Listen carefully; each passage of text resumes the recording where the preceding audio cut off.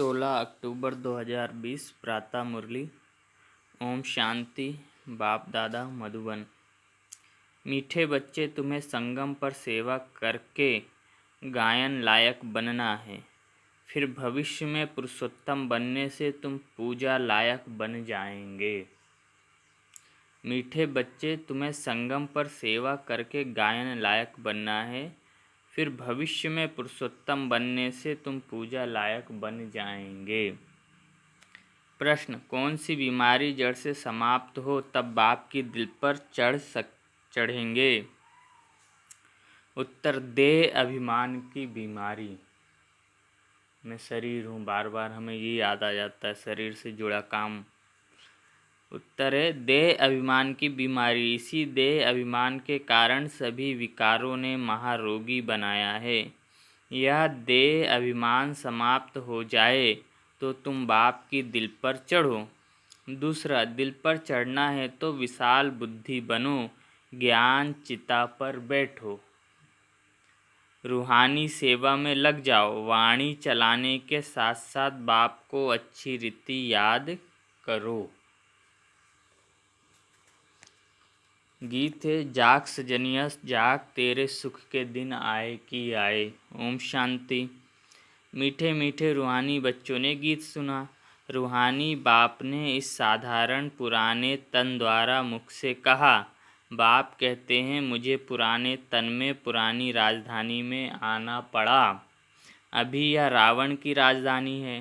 तन भी पराया है, क्योंकि इस शरीर में तो पहले से ही आत्मा है। मैं पराये तन में प्रवेश करता हूँ। अपना तन होता तो उसका नाम पड़ता, हमारा नाम बदलता नहीं। शिव को शिवी नाम से बुलाते हैं, इसलिए बाबा कह रहे मेरा नाम तो बदलता नहीं है। मुझे फिर भी कहते हैं शिव बाबा। गीत तो बच्चे रोज सुनते हैं। नवयुग अर्थात नई दुनिया सतयुग आया। अब किसको कहते हैं जागो? आत्माओं को, क्योंकि आत्माएं घोर अंधियारे में सोई पड़ी हैं, कुछ भी समझ नहीं, बाप को ही नहीं जानते। अब सब जगाने आए हैं। अभी तुम बेहद के बाप को जानते हो, उससे बेहद का सुख मिलना है। नए युग में सतयुग को नया कहा जाता है, कलयुग को पुराना युग कहेंगे। विद्वान पंडित आदि कोई भी नहीं जानते। कोई से भी पूछो नया युग फिर पुराना कैसे होता है, तो कोई भी बता नहीं सकते। कहेंगे यह तो लाखों वर्ष की बात है। अभी तुम जानते हो हम नए युग से फिर पुराने युग में कैसे आए हैं, अर्थात स्वर्गवासी से नरकवासी कैसे बने हैं। मनुष्य तो कुछ भी नहीं जानते। जिनकी पूजा करते हैं उनकी बायोग्राफी को भी नहीं जानते। जैसे जगदम्बा की पूजा करते हैं, अब वह अम्बा कौन है जानते नहीं। अम्बा वास्तव में माताओं को कहा जाता है, परंतु पूजा तो एक की होनी चाहिए। शिव बाबा का भी एक ही अव्यभिचारी यादगार है। अम्बा भी एक है, परंतु जगत अम्बा को जानते नहीं। यह है जगत अम्बा और लक्ष्मी है जगत की महारानी। तुमको पता है कि जगत अम्बा कौन है और जगत महारानी कौन है? जो अभी यज्ञ माता मम्मा, उनकी जगत अम्बा के रूप में पूजा होती है, क्योंकि जगत अम्बा कुमारी है, और वही जाके फिर लक्ष्मी बनती हैं। कि जगत अम्बा कौन है और जगत महारानी कौन है? जगत महारानी लक्ष्मी है। यह बातें कभी कोई जान न सके। लक्ष्मी को देवी और जगत अम्बा को ब्राह्मणी कहेंगे। देवी है क्योंकि वो देवी देवता वाला शरीर है, उनके पास सतयुग में है, और जगदम्बा अभी हैं, ब्राह्मण रूप में हैं, इसलिए वो ब्राह्मणी कहेंगे। ब्राह्मण संगम पर ही होते हैं। इस संगम युग को कोई नहीं जानते। प्रजापिता ब्रह्मा द्वारा नई पुरुषोत्तम सृष्टि रची जाती है। पुरुषोत्तम तुमको वहाँ देखने में आएंगे। इस समय तुम ब्राह्मण गायन लायक हो, सेवा कर रहे हो, फिर तुम पूजा लायक बनेंगे। ब्रह्मा को भी भुजाएं देते हैं, तो अम्बा को भी क्यों नहीं देंगे? उनके भी तो सब बच्चे हैं ना। माँ बाप ही प्रजापिता बनते हैं। बच्चों को प्रजापिता नहीं कहेंगे। लक्ष्मी नारायण को कभी सतयुग में जगत पिता जगत माता नहीं कहेंगे। प्रजापिता का नाम बाला है। जगत पिता जगत माता एक ही है, बाकी है उनके बच्चे। अजमेर में प्रजापिता ब्रह्मा के मंदिर में जाएंगे तो कहेंगे बाबा, क्योंकि है ही प्रजापिता। हद के पिताएं बच्चे पैदा करते हैं तो वह हद के प्रजापिता ठहरे। यह है बेहद का। शिव बाबा तो सब आत्माओं का बेहद का बाप है। यह भी तुम बच्चों को कॉन्ट्रास्ट लिखना है। जगदम्बा सरस्वती है एक, नाम कितने रख दिए हैं, दुर्गा काली आदि। अम्बा और बाबा के तुम सब बच्चे हो, यह रचना है ना। प्रजापिता ब्रह्मा की बेटी है सरस्वती, उनको अम्बा कहते हैं। बाकी है बच्चे और बच्चियां, है सब एडॉप्टेड। इतने सब बच्चे कहाँ से आ सकते हैं? यह सब है मुख वंशावली। मुख से स्त्री को क्रिएट किए तो रचता हो गया। हाँ, स्त्री को क्रिएट करें मतलब मुख से बोले तुम मेरी स्त्री, भगवान ने इनको बोला तुम मेरी स्त्री हो। यह सब है मुख वंशावली। मुख से स्त्री को क्रिएट किया तो रचता हो गया ना। कहते हैं यह मेरी है, मैंने इनसे बच्चे पैदा किए हैं। यह सब है एडॉप्शन, मतलब गोद लिए बच्चे। शिव बाबा ने ब्रह्मा को गोद लिया और फिर ब्रह्मा ने हम सबको गोद लिया, इसलिए हम ब्राह्मण हैं और ब्रह्मा वो है। और शिव बाबा की जो सिर्फ एक ही संतान है वो है ब्रह्मा। बाकी हम सब भी हैं, लेकिन जो एक ही संतान है वो ब्रह्मा, क्योंकि ब्रह्मा को किसी और ने अडॉप्ट नहीं किया है, हमें तो ब्रह्मा और शिव बाबा दोनों ने अडॉप्ट किया है। यह सब है अडॉप्शन। या फिर है ईश्वरी मुख द्वारा रचना। आत्माएं तो है ही, उनको अडॉप्ट नहीं किया जाता है। बाप कहते हैं तुम आत्माएं सदैव मेरे बच्चे हो। फिर अभी मैं आकर प्रजापिता ब्रह्मा द्वारा बच्चों को अडॉप्ट करता हूँ। बच्चों आत्माओं को नहीं अडॉप्ट करते, बच्चे और बच्चियों को करते हैं। यह भी बड़ी सूक्ष्म समझने की बातें हैं। इन बातों को समझने से तुम यह लक्ष्मी नारायण बनते हो। कैसे बने यह हम समझा सकते हैं। क्या ऐसे कर्म किए जो यह विश्व के मालिक बने? तुम प्रदर्शनी आदि में भी पूछ सकते हो। तुमको मालूम है इन्होंने यह स्वर्ग की राजधानी कैसे ली? तुम्हारे में भी यथार्थ रीति हर कोई नहीं समझा सकते। जिनमें देवी गुण होंगे, इस रूहानी सर्विस में लगे हुए होंगे, वह समझा सकते हैं। बाकी तो माया की बीमारी में फंसे रहते हैं। अनेक प्रकार के रोग हैं। देह अभिमान का भी रोग है। इन विकारों ने ही तुमको रोगी बनाया है। बाप कहते हैं मैं तुमको पवित्र देवता बनाता हूँ। तुम सर्वगुण संपन्न पवित्र थे, अभी पतित बन गए हो। बेहद का बाप ऐसे कहेंगे, इसमें निंदा की बात नहीं, यह समझाने की बात है। भारतवासियों को बेहद का बाप कहते हैं। मैं यहाँ भारत में आता हूँ। भारत की महिमा तो अपरंपार है। यहाँ आकर नर्क को स्वर्ग बनाते हैं, सबको शांति देते हैं। तो ऐसे बाप की महिमा अपरंपार है, पारावार नहीं। जगत अम्बा और उनकी महिमा को कोई भी नहीं जानते। इनका भी कंट्रास्ट तुम बता सकते हो। यह जगत अम्बा की बायोग्राफी या लक्ष्मी नारायण की बायोग्राफी। वही जगत अम्बा फिर लक्ष्मी बनती है, फिर लक्ष्मी 184 जन्म के बाद जगदम्बा होगी। चित्र भी अलग अलग रखने चाहिए। दिखाते हैं लक्ष्मी को कलश मिला, परंतु लक्ष्मी फिर संगम पर कहाँ से आई? वह तो सतयुग में हुई है। यह सब बातें बाप समझाते हैं। चित्र बनाने के ऊपर जो मुकर्रर है उनको विचार सागर मंथन करना चाहिए, तो फिर समझाना सहज होगा। इतनी विशाल बुद्धि चाहिए तब दिल पर चढ़े। जब बाबा को अच्छी रीति याद करेंगे, ज्ञान चिता पर बैठेंगे, तब दिल पर चढ़ेंगे। ऐसे नहीं कि जो बहुत अच्छी वाणी चलाते हैं वह दिल पर चढ़ते हैं। भगवान कह रहे ऐसा नहीं कि जो ज्ञान बहुत तोते जैसे अच्छा सुनाते हैं, ये है वो भगवान के दिल पे, ऐसा नहीं। जो भगवान को बहुत अच्छे से याद करता है वही दिल पर चढ़ता है भगवान के। जब बाबा को अच्छी रीति याद करेंगे, ज्ञान चिता पर बैठेंगे, तब दिल पर चढ़ेंगे। ज्ञान चिता मतलब ये जो ज्ञान बाबा सुना रहे, इसका मनन चिंतन अंदर चलता रहे। ऐसे नहीं कि जो बहुत अच्छी वाणी चलाते हैं वहाँ दिल पर चढ़ते हैं, नहीं। बाबा कहते हैं दिल पर अंत में चढ़ेंगे, नंबरवार पुरुषार्थ अनुसार, जब देह अभिमान खत्म हो जाए। हम अपने को आत्मा अगर निश्चय कर लेंगे तो भगवान के दिल पे हम चढ़ जाएंगे, क्योंकि वो तो शरीर का पिता नहीं है, आत्मा का पिता है। बाप ने समझाया है, ब्रह्म ज्ञानी ब्रह्म में लीन होने की मेहनत करते हैं, परंतु ऐसे कोई लीन हो नहीं सकता।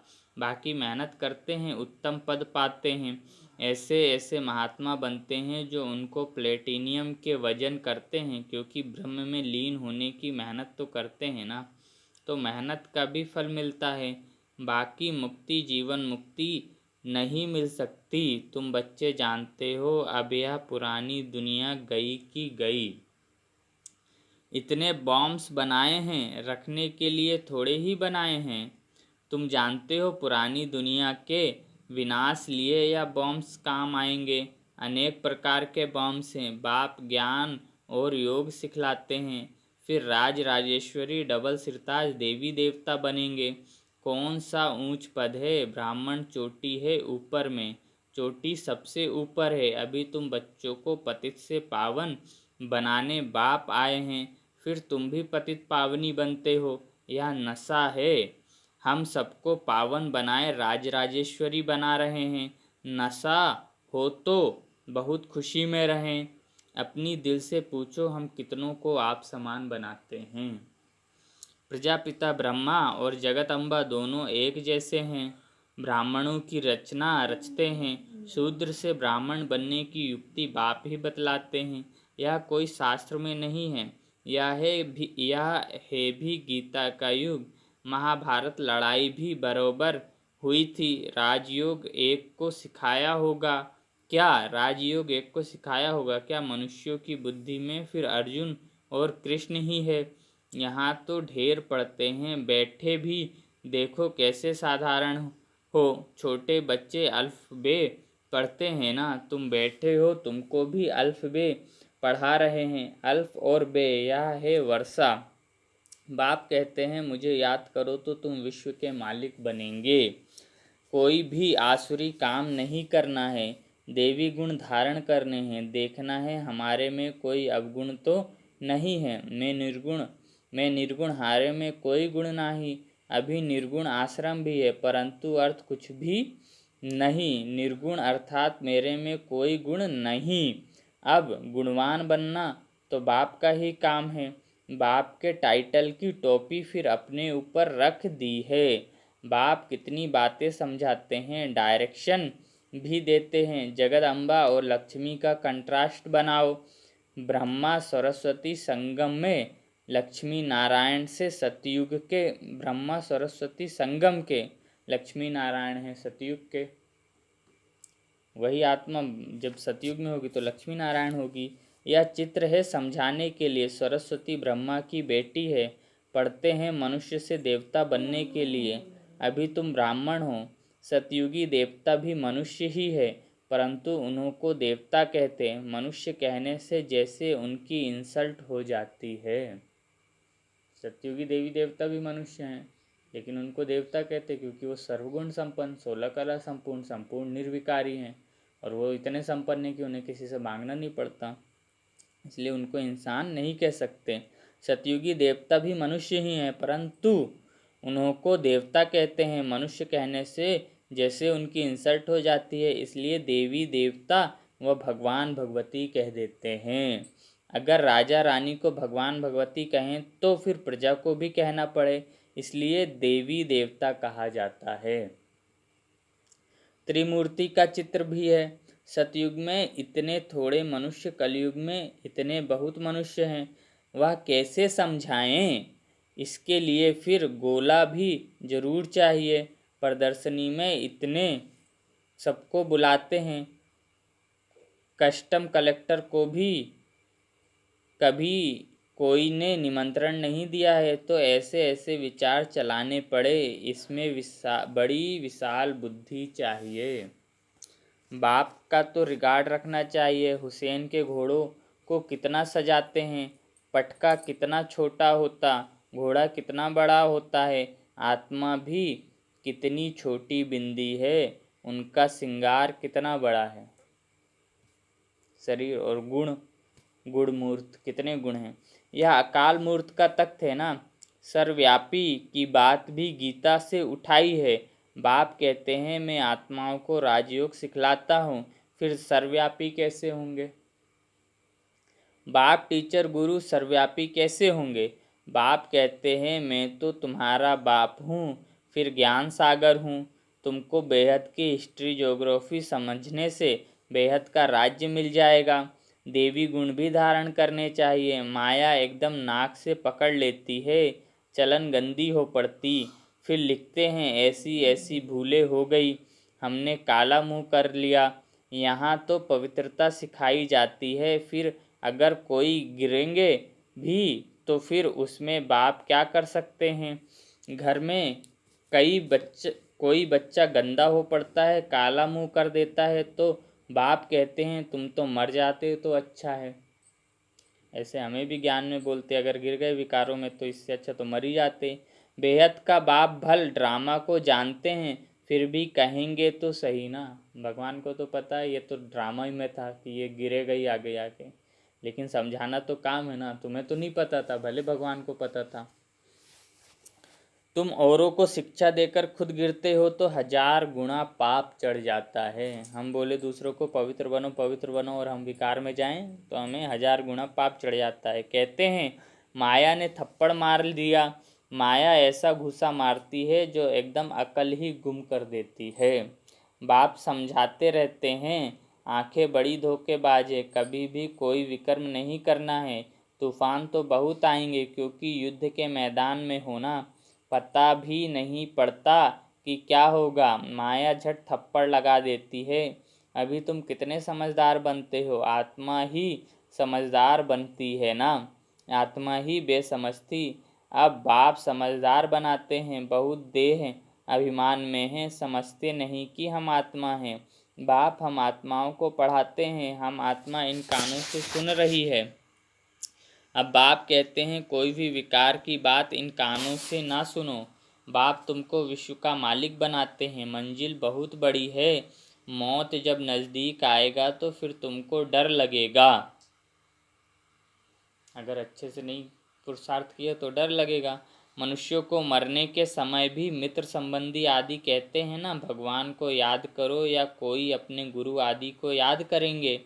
देहधारी को याद करना सिखलाते हैं। बाप तो कहते हैं मामेकम याद करो, मुझे एक को ही याद करो। यह तो तुम बच्चों की ही बुद्धि में है। बाप फरमान करते हैं मामेकम याद करो, देहधारियों को याद नहीं करना है। माँ बाप भी देहधारी है ना। मैं तो विचित्र हूँ, विदेही हूँ, इसमें बैठ तुमको ज्ञान देता हूँ। भगवान अपने लिए बोल रहे, मैं विचित्र हूँ, मेरा कोई चित्र नहीं है, विदेही हूँ, शरीर नहीं है, इसमें बैठ तुमको ज्ञान देता हूँ। ब्रह्मा बाबा के तन में बैठ हमें ज्ञान सुनाते हैं। तुम अभी ज्ञान और योग सीखते हो। तुम कहते हो ज्ञान सागर बाप द्वारा हम ज्ञान सीख रहे हैं। राजेश्वरी बनने के लिए ज्ञान सागर ज्ञान भी सिखलाते हैं, राजयोग भी सिखलाते हैं। अच्छा, मीठे मीठे सिकी लधे बच्चों प्रति माता पिता बाप दादा का याद प्यार और गुड मॉर्निंग। रूहानी बाप की रूहानी बच्चों को नमस्ते।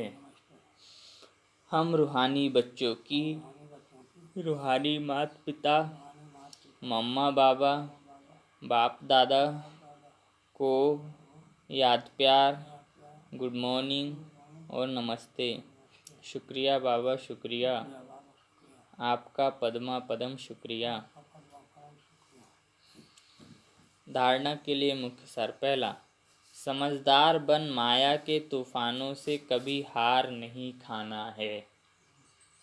आंखें धोखा देती हैं, इसलिए अपनी संभाल करनी है। कोई भी विकारी बातें इन कानों से नहीं सुनना है। दूसरा, अपनी दिल से पूछना है कि हम कितनों को आप समान बनाते हैं। मास्टर पतित पावनी बन सबको पावन, राज राजेश्वरी बनाने की सेवा कर रहे हैं। हमारे में कोई अवगुण तो नहीं है, देवी गुण कहाँ तक धारण किए हैं। वरदान, सभी को ठिकाना देने वाले रहमदिल बाप के बच्चे रहमदिल भव। सब भटक रहे हैं, किसको? भगवान ही को तो ढूंढ रहे हैं। सुख शांति प्रेम आनंद ये भगवान के अलावा कोई दे नहीं सके, तो सबको ठिकाना बताओ कि भैया भगवान यहाँ है और ऐसे आपको याद करना है, तब आपको कल्याण होगा। वरदान, सभी को ठिकाना देने वाले रहमदिल बाप के बच्चे रहमदिल भव। रहमदिल बाप के रहमदिल बच्चे किसी को भी भिखारी के रूप में देखेंगे तो उन्हें रहम आएगा कि इस आत्मा को भी ठिकाना मिल जाए, इसका भी कल्याण हो जाए। भिखारी अर्थात मंदिर में जाके हम क्या करते हैं? भीख ही तो मांगते हैं भगवान से। भगवान कह रहा है उस पर रहम करो। भगवान का ही बच्चा है और भीख मांग रहा है। किससे भीख मांग रहा है? अपने भाइयों से भीख मांग रहा है, क्योंकि उसको तो पता ही नहीं भगवान कौन है। बाकी तो जो सब है हमारे भाई हैं आत्मा रूप में। उनके संपर्क में जो भी आएगा उसे बाप का परिचय जरूर देंगे। जैसे कोई घर में आता है तो पहले उससे पानी पूछा जाता है, ऐसे ही चला जाए तो बुरा समझते हैं। ऐसे जो भी संपर्क में आता है उसे बाप के परिचय का पानी जरूर पूछो, अर्थात दाता के बच्चे दाता बनकर कुछ न कुछ दो ताकि उसे भी ठिकाना मिल जाए। स्लोगन, यथार्थ वैराग्य वृत्ति का सहज अर्थ है, जितना न्यारा उतना प्यारा। मतलब हम सच में वैरागी हैं, इसका सहज अर्थ ये है। न्यारा मतलब सब संबंधों से ऊपर, और प्यारा मतलब सब कोई ऐसे नहीं बोले ये तो इसको किसी से कोई लेना देना नहीं। सबके साथ उठो बैठो प्रेम से बात करो, लेकिन बुद्धि नहीं फंसा रही ये मेरा है ये मेरा है ये मेरा है। न्यारा रहोगे तो प्यारा रहोगे। स्लोगन है, यथार्थ सच्ची यथार्थ वैराग्य वृत्ति का सहज अर्थ है, जितना न्यारा उतना प्यारा। अच्छा, ओम शांति।